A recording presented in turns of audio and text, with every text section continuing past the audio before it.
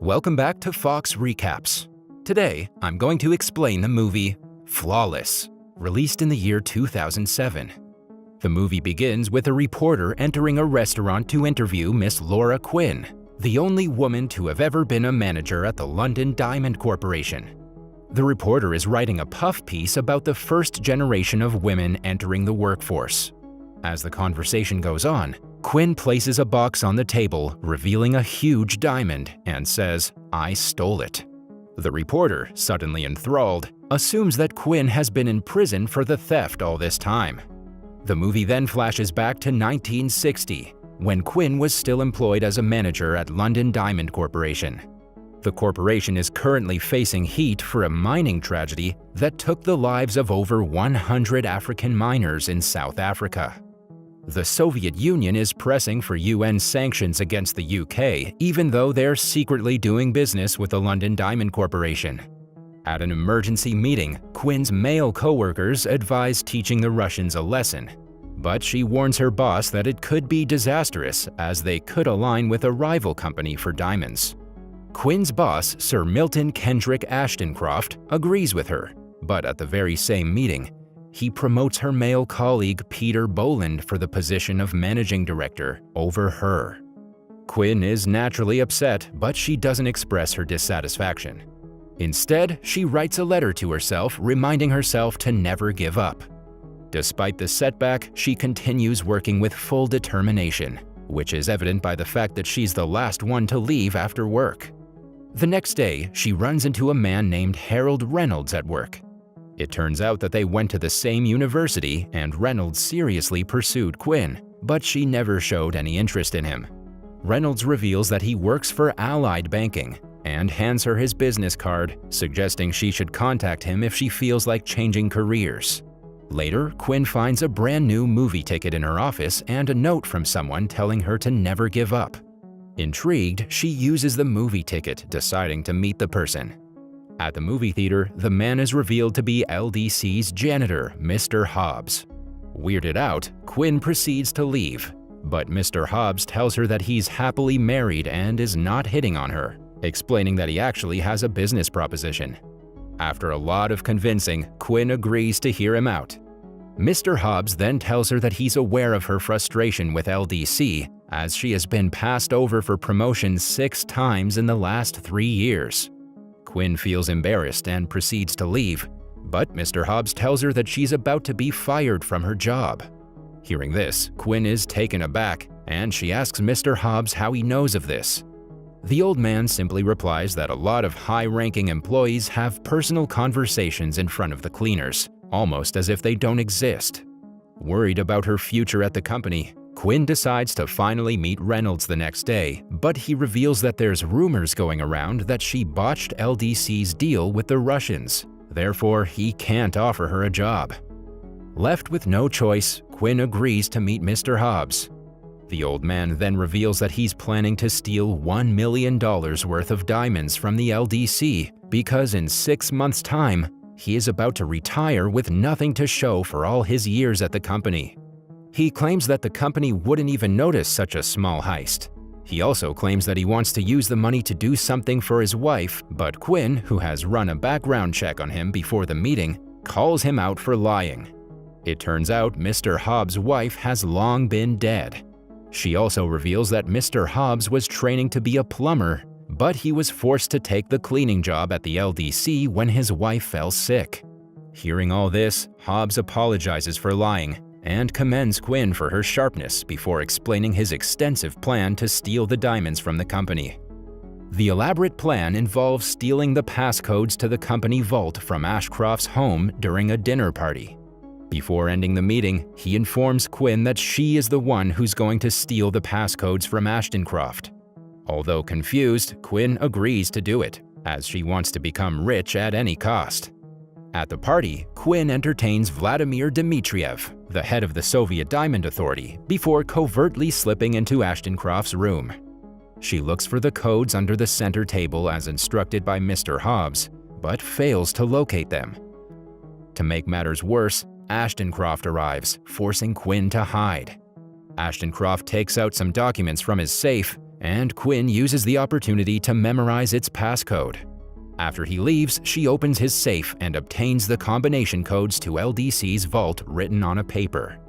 Excitedly, Quinn gives Mr. Hobbs the passcodes, but the next day, to her dismay, LDC installs security cameras all over the building. The company has set up 8 separate cameras, including one dedicated to the vault corridor. The cameras link to the guard station, where a man is on watch 24 hours a day, 7 days a week.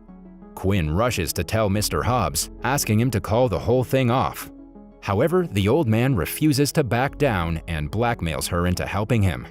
Left with no choice, Quinn tells him about a loophole in the security. It turns out that although there are 8 cameras in the sub-basement, only 4 images are on screen at any one time, 4 on and 4 off. Since the images recycle in 15-second intervals, they reappear in the order they leave. This means that each image is off-screen for 60 seconds. Mr. Hobbs has to go from the end of the corridor into the vault in 60 seconds. As expected, the confident Mr. Hobbs assures Quinn that it's enough time for him to execute his plans. On the D-Day, Mr. Hobbs cleans the guard station to sync his stopwatch to the temporal blind spot of the security camera system before going through with the heist. To help him buy some time, Quinn prank calls the guard station from a payphone. Meanwhile, Mr. Hobbs gains entry into the vault and steals every single diamond, almost 2 tons worth, instead of the previously agreed amount. Quinn soon finds out about Mr. Hobbs' betrayal when Ashtoncroft calls an emergency meeting to inform the staff about a robbery. The LDC hires a private investigator named Finch to investigate the heist and warns the staff to keep the matter from going public. Elsewhere, Quinn panics and tries to convince Mr. Hobbs to return the loot, but without success. Instead, he demands a ransom of £100 million from the LDC by way of a proxy. Quinn, having never agreed to this, now finds herself trapped. With time passing by, Finch notices her multiple suspicious rendezvous with Mr. Hobbs at the LDC and begins to keep a close eye on them. To avoid capture and jail, Quinn seeks to give the diamonds back and assists Finch with the investigation, even though she has no idea where Mr. Hobbs has hidden the diamonds. Finch soon finds the loophole in the security camera system and ascertains on his own that the crime was perpetrated by one or a number of LDC employees. He also correctly predicts that the perpetrator obtained the codes to the vault from Ashtoncroft's residence.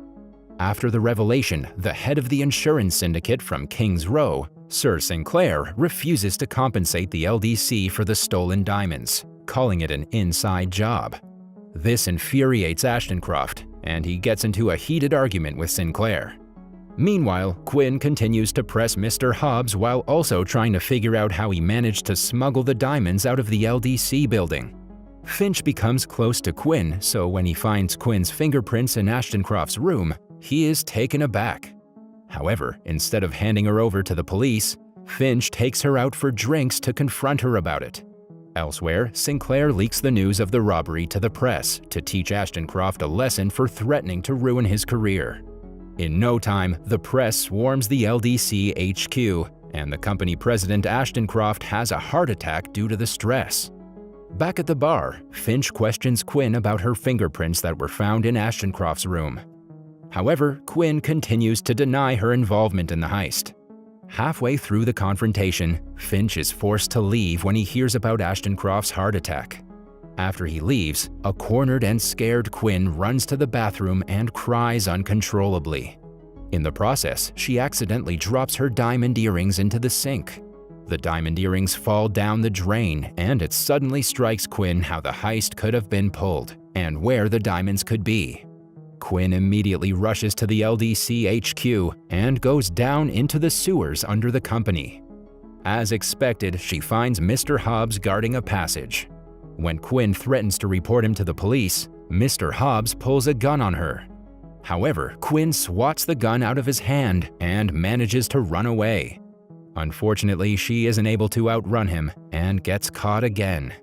She notices a huge diamond at her feet and quickly pockets it as Mr. Hobbs confesses he has no interest in the diamonds or the money.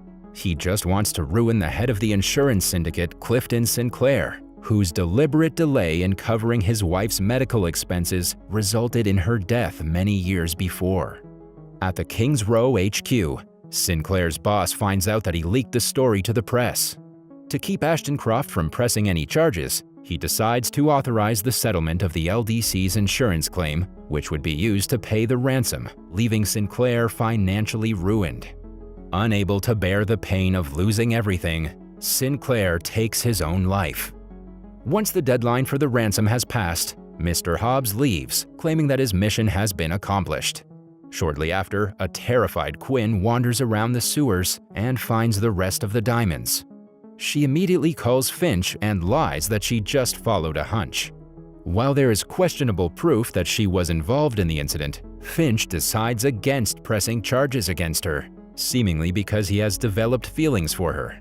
After a while, the company recovers the stolen property and implies to the press the theft was just a rumor. Following this, the story returns to the present. Quinn tells the reporter that after an extensive investigation, the LDC found that Mr. Hobbs had acted alone and she returned to her job. However, she resigned after she was passed over again for a promotion. Shortly after, she received a letter from a bank in Switzerland. Mr. Hobbs apologized for involving her, citing that he needed a disgruntled employee for access to the diamond vault. He also compensated her with a large amount of money. Quinn details how she spent the rest of her life donating all the unspent money to many different organizations and people in need. She has returned to London after a long absence only to tell the story. She reveals that she has donated everything except the diamond, which she says is the last little piece of vanity she has left. That was all from the video. I hope you liked it. Subscribe for more content like this, and hit the like button to help us out. Also, leave a comment if you want us to recap your favorite movie. Until next time, take care.